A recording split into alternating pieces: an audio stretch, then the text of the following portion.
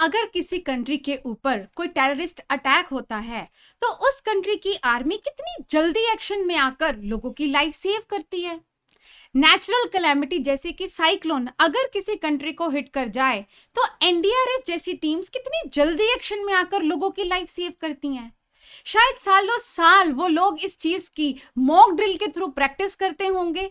जब ऐसी emergency situation आती होगी तो कुछ मिनटों की वो स्ट्रेटेजी बनाते होंगे एंड अपनी वो मेहनत को इम्प्लीमेंटेशन करके लोगों की जान बचाते हैं।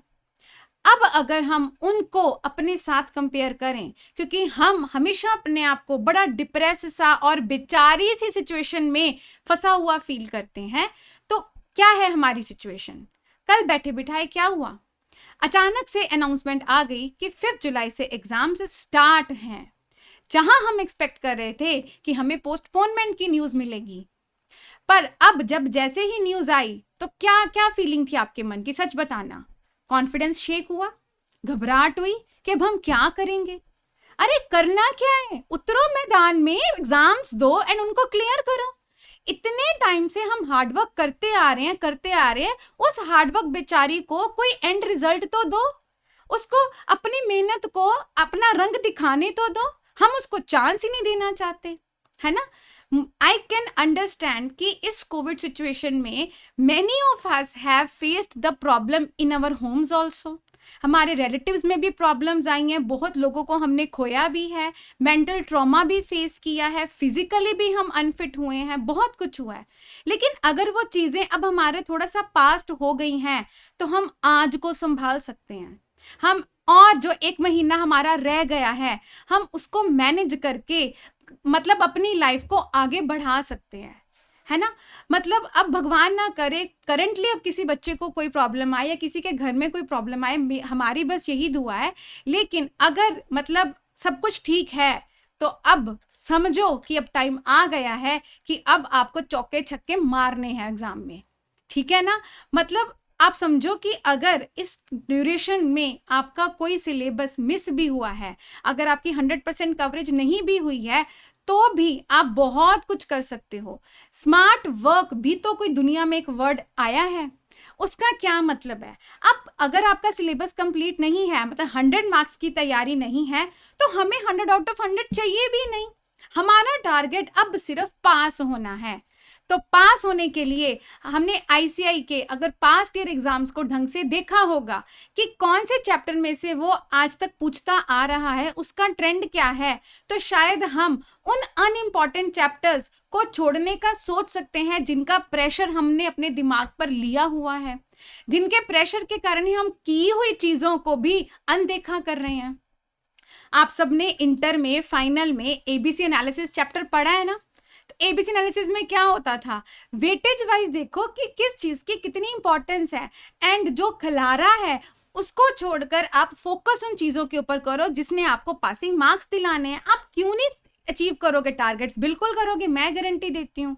बस बात सिर्फ ये है कि हम कॉन्फिडेंस लूज कर चुके हैं एंड उसकी कोई जरूरत ही नहीं है। हर दिन हमें मोटिवेशन की जरूरत पड़े ही क्यों?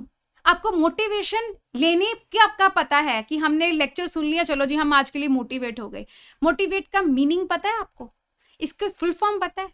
तो इसका मीनिंग निकलता है मोटिव फॉर एक्शन। तो हमने एक्शन करना है किस मोटिव के लिए, वो आपको क्लियर है। आपका मोटिव क्या है? आपको सीए बनना है, आपको अपनी लाइफ में कुछ करके दिखाना है, आपको अपनी लाइवलीहुड अर्न करने के काबिल बनना है, एक रिस्पेक्टेबल पोजीशन सोसाइटी में अचीव करनी है, जिस कोर्स को आपने शुरू किया था उसको अंजाम देना है। तो क्या आपके पास मोटिव्स की लिस्ट की कोई कमी है? कमी सिर्फ क्या है, हमारे एक्शन में। हम घबरा जाते हैं। अरे थोड़ा सा ना एटीट्यूड थोड़ा सॉलिड वाला रखो।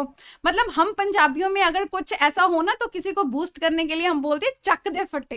तो आप भी वही स्ट्रेटेजी अपनाओ, खुद एक अंदर से पॉजिटिव एनर्जी सी आ जाती है कि हाँ आए सही कोई सामने। मतलब पेपर ही है, 4 क्वेश्चंस ही हैं, क्या हम उनको फेस नहीं कर सकते? ठीक है, गिव अप वर्ड को ना अपनी डिक्शनरी से निकाल दो। बस आपको मैदान फतेह करना है अब, बस दैट्स इट। अब दूसरा कोई थॉट भी दिमाग में नहीं आना चाहिए कि मैं क्विट करूंगा या मैं इस बार नहीं अपीयर हुआंगा। अरे होना है, करना है, देना है सब पेपर मुझे, ठीक है, और पास भी होकर दिखाना है, राइट। अब पेपर में सर्कल लेने से अच्छा है आंखों में डार्क सर्कल्स ले लो, ठीक है ना। अगर रोटी की भूख एक इंसान को भीख मांगने के लिए मजबूर कर सकती है ना, तो आपको पास होने की जो भूख है ना, वो रात को सोने नहीं देगी, ये मेरी गारंटी है, ठीक है। तो मतलब जो पेरेंट्स ने आपको नाम दिया है ना, दुनिया में लाए हैं, आपको एक नाम दिया है, अब उस नाम को चार चांद लगाने का समय आ गया है। नाम के आगे सीए लगाना अब आपके हाथ में है, ठीक है। तो मतलब एक जो चांस मिल रहा है ना, उसमें बस उतर जाओ मैदान में। अब मैं भी आपके साथ हूँ, तरनजीत सर तो आपके लिए स्ट्रैटेजीज लेकर आते ही आते हैं, अब मेरा डंडा भी आपके ऊपर रहना है। कैसे नहीं आप पास होके दिखाते? अपने आप को इतना आपने अंडर एस्टिमेट किया हुआ है कि पूछो मत, ठीक है ना। एक स्माइल रखो, बॉडी के अंदर एक एनर्जी रखो कि हाँ अब हमारी तैयारी है, अब हम फेस करेंगे। 100 में से 100 की तैयारी नहीं भी है तो भी 60% सिलेबस कवर हुआ है, 70 कवर हुआ है, बस उसको स्मार्टली एनालाइज करो, ठीक है। अगर आप उसको एनालाइज करने का आपके पास टाइम नहीं है, तो आप हमारे एनालाइजर्स की तरफ एक बार गो थ्रू होकर देखो, कितनी हेल्प मिलेगी आपको। If you have time, do it yourself, आपको ज्यादा पता चलेगा, ठीक है। तो मतलब मोरल ऑफ द स्टोरी आज की ये है कि बस अब पता है ना कि एग्जाम्स होने हैं, तो अब डट जाओ, ठीक है। अब हम आपके साथ हैं, शुरू से आपके साथ हैं, रहेंगे भी जब तक आपके एग्जाम्स हो नहीं जाते। Every day we are there for you, बस अब घबराना नहीं है, ओके जी। So promise me in the comment section कि अब आप भी चक दे फटे वाली जो पॉलिसी है उसको फॉलो करोगे। जब भी कॉन्फिडेंस लूज होगा, ये 3 वर्ड्स अपने आप को बोलो, देखना एक पॉजिटिव एनर्जी अपने आप बॉडी के अंदर आ जाएगी, ओके जी। So now smile and have that positive energy within yourself and give your best. I am sure God is looking at your hard work. He will definitely favor you in these exams. Okay, so bye for now and must take care, very good, take care of yourself.